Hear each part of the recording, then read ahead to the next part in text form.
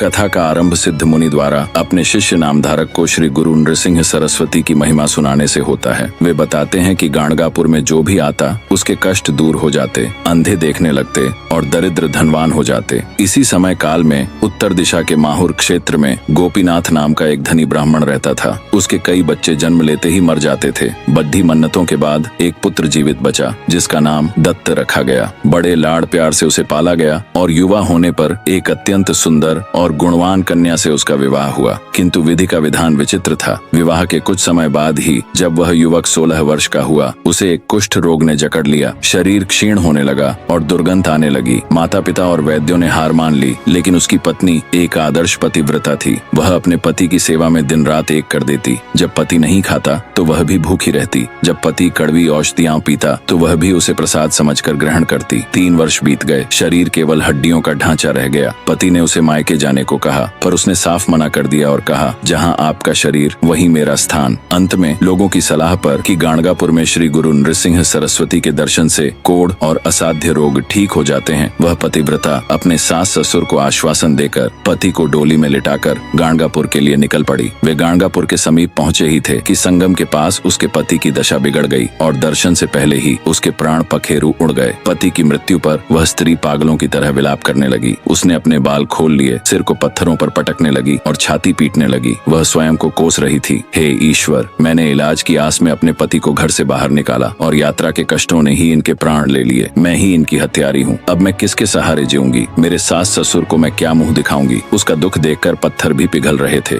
उसका रुदन सुनकर वहाँ एक तेजस्वी सिद्ध योगी तपस्वी प्रकट हुए। उन्होंने भस्म लगाया हुआ था और जटाएं धारण की हुई थीं। उन्होंने उस स्त्री को सांत्वना दी और जीवन का कठोर सत्य समझाया। सिद्ध ने कहा, हे देवी, तुम व्यर्थ शोक क्यों करती हो? यह संसार एक माया है। जैसे शाम को पेड़ पर बहुत से पक्षी जमा होते हैं और सुबह होते ही अपनी अपनी दिशा में उड़ जाते हैं, वैसे ही पति पत्नी और परिवार का संबंध है। जैसे नदी के बहाव में लकड़ियां एक पल के लिए मिलती हैं और फिर बिछड़ जाती हैं, वैसा ही मानव जीवन है। यह शरीर 5 तत्वों मिट्टी, जल, अग्नि, वायु, आकाश से बना है और अंत में उन्हीं में मिल जाता है। तुम्हारे रोने से गया हुआ प्राण वापस नहीं आएगा। जो जन्मा है उसकी मृत्यु निश्चित है। सिद्ध के इन वचनों को सुनकर उस स्त्री को थोड़ा ज्ञान प्राप्त हुआ। उसने अपने आंसू पोंछे और उस तपस्वी के चरणों में गिरकर पूछा, महाराज, यदि सब नश्वर है तो अब मेरा धर्म क्या है? मुझे आगे क्या करना चाहिए?